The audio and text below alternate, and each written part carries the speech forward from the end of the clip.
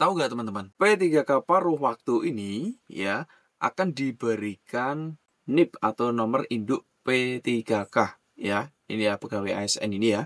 Pengangkatan P3K paruh waktu menjadi P3K berdasarkan pertimbangan ketersediaan anggaran dan hasil penilaian ya. Halo sobat semua, jumpa lagi dengan Ali Zainal di sini. Kali ini saya akan sharing ya tentang P3K paruh waktu ya. Barangkali teman-teman masih bingung atau belum tahu P3K paruh waktu itu seperti apa dan nanti ke depan bagaimana atau peraturannya seperti apa ya. Pas banget ini, silahkan tonton video ini sampai selesai. Jadi terkait dengan regulasi di sini teman-teman ya sudah terlihat jelas ya. Jadi sudah ada ya keputusan Menpan RB nomor ya 16 tahun 2025 ya teman-teman tentang pegawai pemerintah dan perjanjian kerja paruh waktu ini ya. Nah, kita langsung di sini teman-teman ya fokus untuk melihat di dalamnya seperti apa ya, menimbang, mengingat. Ini saya rasa kita skip aja teman-teman ya. Nanti teman-teman bisa dipelajari juga ya. Nah, ini teman-teman kita langsung pada poin penting di sini teman-teman ya. Yang memutuskan ini teman-teman ya, memutuskan ini kita lihat ya.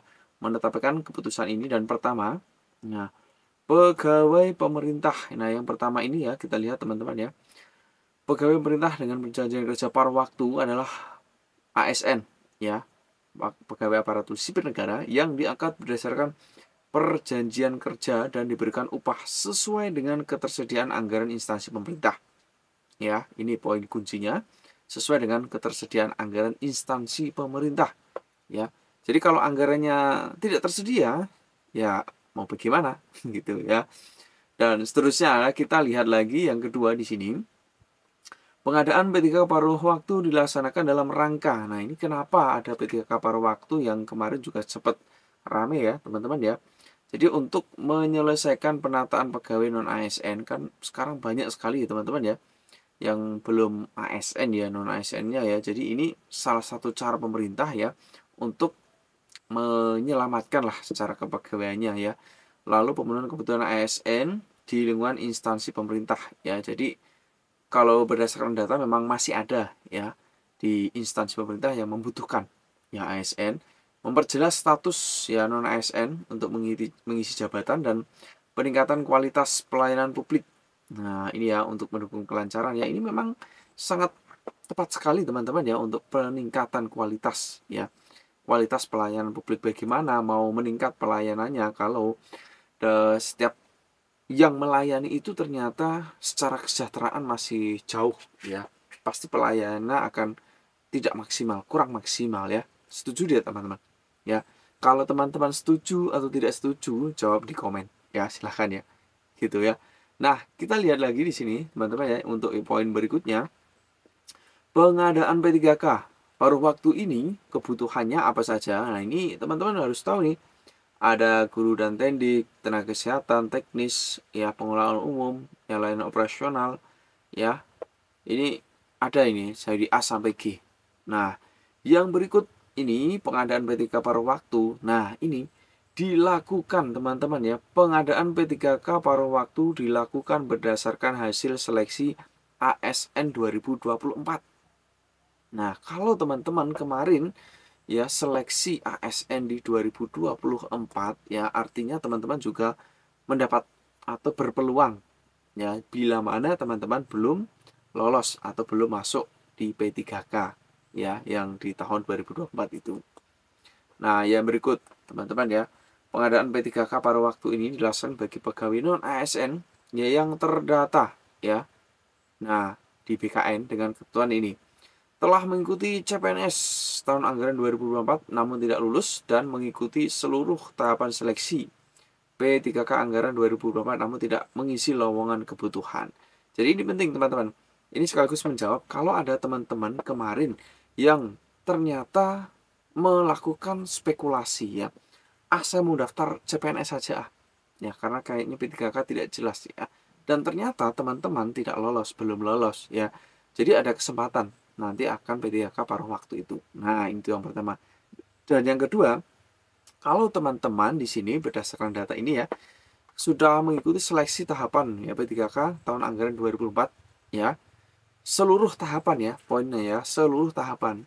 Kalau teman-teman hanya daftar ya kemudian tidak lolos, tidak mengikuti tes ya, ya maka ya tidak bisa ya, maka karena tidak mengikuti seluruh tahapannya. Dan yang berikut ini status kepegawaian ya. P3K paruh waktu ditetapkan sebagai pegawai pada instansi pemerintah dan diberikan nomor induk. Nah, diberikan nomor induk ini teman-teman ya.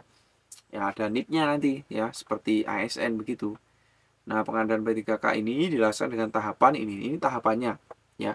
Tahapannya pejabat pembina kepegawaian PPK, biasanya itu pemimpin daerah atau bupati, gubernur ya, mengusulkan rincian kebutuhan. Lalu rincian kebutuhan itu ya sebagaimana maksud pada poin ini tadi ya, rinciannya ini diusulkan seluruhnya oleh PPK ya, pejabat pembina kepegawaian PPK ini teman-teman ya. Lalu Menteri Pendayaan Aparatur Negara atau Menpan RB ini ya menetapkan rincian kebutuhannya ya, ditetapkan rinciannya ya di setiap instansi pemerintah. Lalu rincian kebutuhan ya setiap P3K paruh waktu ini.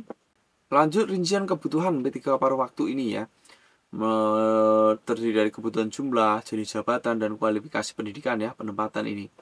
Lalu P3K ini PPK maksud saya mengusulkan nomor NIP-nya ya kepada BKN ya paling lama 7 hari ya setelah mendapat penetapan ya P3K ini ya, P3K paruh waktu ini ya.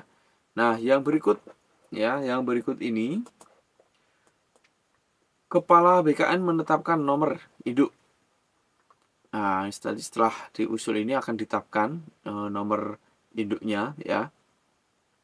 Nah, nomor induk pegawainya. Lalu penerbitan nomor induk P3K ini diterima paling lambat 7 hari. Nah, ini beneran 7 hari tidak ini ya. Mudah-mudahan benar-benar gitulah ya. Nah, yang berikut ini ya, PPK menetapkan pengangkatan P3K paruh waktu sesuai peraturan. Nah, yang berikut paruh waktu ini diusulkan menjadi paruh waktu, tapi kemudian dianggap mengundurkan diri karena menyampaikan kelemahan dokumen batas waktu dan seterusnya, meninggal dunia, maka pengangkatan bersangkutan akan dibatalkan. Nah, ini jadi ada peluang untuk cancel ya, batalkan ya. Yang berikut ini ada lagi dapat memberikan kuasa untuk mengangkat P3K paruh waktu sebagaimana diktum ini ya. Lalu pejabat ditunjuk sebagaimana diktum ke-9 adalah pejabat pimpinan tinggi media yang memiliki keterangan untuk instansi pusat. Dan seterusnya ini teman-teman nanti bisa dicek sendiri ya. Dan ini sepertinya ya sifatnya administratif ya. Nah, ini menarik ya. Perjanjian kerja ini ya paling sedikit memuat ya nama jabatan, ekspektasi, unit kerja, skema, masa perjanjian, hak kewajiban, sanksi. Ya itu. Lalu masa perjanjian yang ditetapkan 1 tahun ya, ini teman-teman ya. 1 tahun. Dituangkan dalam perjanjian kerja sampai diangkat dengan P3K ya. Lalu PPK menetapkan jangka waktu bekerja dan jam kerja PPK paruh waktu sesuai dengan ketersediaan anggaran dan karakteristik pekerjaan. Jadi ini teman-teman, kalau mungkin guru ya, bisa saja P3K paruh waktu ya, jamnya atau jam kerjanya bisa saja nanti sesuai dengan tugasnya ya. Mungkin karena kondisi ya, suatu sekolah hanya kecil ya, jamnya sedikit ya dan sebagainya, mungkin bisa berpengaruh pada hal seperti itu ya. Lalu keputusan pengangkatan sebagaimana dimaksud pada diktum ke-7 yang ke atas tadi ya, sebagai dasar dimulai perjanjian. Nah, yang berikut P3K paruh waktu juga melakukan perencanaan kinerja ya, ngisi SKP juga ya, buat SKP ya. Lalu evaluasi kinerja triwulan dan P3K paruh waktu dengan berdasarkan capaian kinerja organisasi. Dan yang berikut ini ya, hasil kinerjanya dipertimbangkan ya untuk perpanjangan ya, kinerjanya bagus atau tidak ya, dan seterusnya. Nah, yang berikut ini menarik, ini paling penting ini ya. P3K paruh waktu diberikan upah paling sedikit sesuai dengan besaran yang diterima saat menjadi pegawai non ASN atau sesuai dengan upah minimum yang berlaku di suatu wilayah ya. Jadi ini ada beberapa kemungkinan ya. ya, teman-teman ya. Yang pertama, ya, sesuai ya dengan besaran saat menjadi pegawai non ASN ya. Nah, kalau saat non ASN misalkan 2 juta ya, ya bisa saja seperti itu atau sesuai dengan upah minimum ya. UMR-nya atau MK-nya berapa? Ya, segitu. Ya, yang berlaku di suatu atau tempat teman-teman.